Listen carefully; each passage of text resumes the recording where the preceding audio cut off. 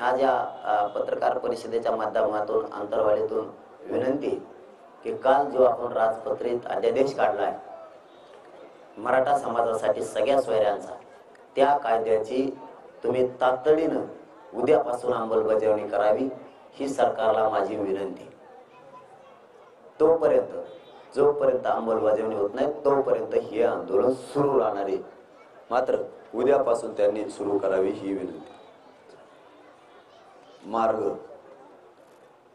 इकडून लय लांब होईल ना, मधून काढा ना, रस्ता सोयीस्कर आहे। नाही नाही लय लांब होईल लागले हो। 3 रस्ते आहेत ना रायगडाला, कोणता जवळ नाही लगेच फायनल होईल वाचून दाखवले।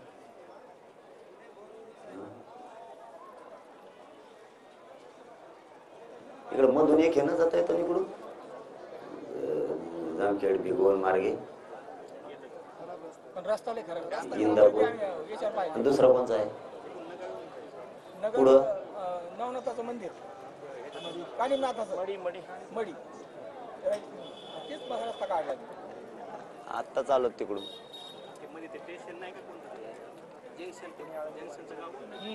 आता चालू आता चालू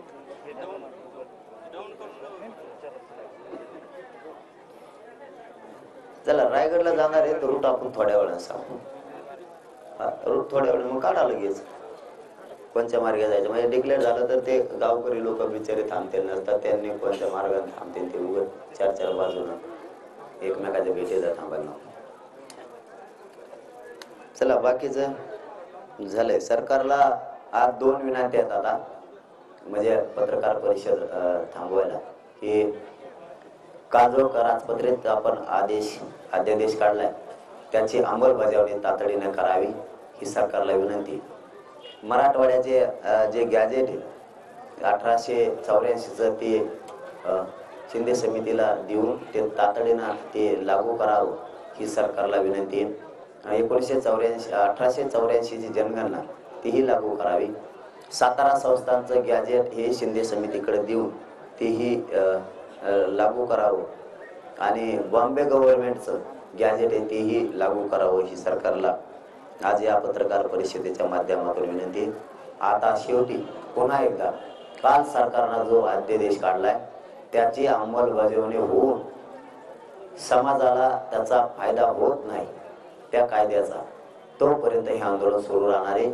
किंवा मग त्याची अंमलबजावणी करून एक पत्र जरी मिळालं, एक पत्र त्या कायद्याच्या मार्फत किमान एक पत्र जरी मिळालं तरीही आंदोलनाच्या बाबतचा विचार त्या दिवशी केला जाईल आणि समाजासमोर ते सांगूनच पुढचा निर्णय घेतला जाईल। महाराष्ट्रातल्या समाजाला याच अंतरवालीच्या व्यासपीठावर विनंती आहे की मराठा समाजाला जो काल कायदा पारित केला त्याची अंमलबजावणी होईपर्यंत हे अंतर्गत आंदोलन थांबणार नाही।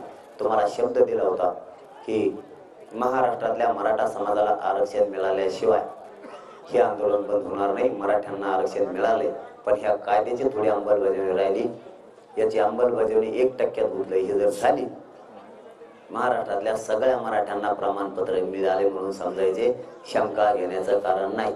आणि जर कोणाला काही शंका असल्या तर त्यांना शेवटच्या माणसाला आरक्षण मिळेपर्यंत मी इथं बसलेलो, काळजी करायची गरज नाही। प्रत्येक मराठ्यांना आरक्षण मिळाल्याशिवाय, पत्र मिळाल्याशिवाय माघार नाही। धन्यवाद।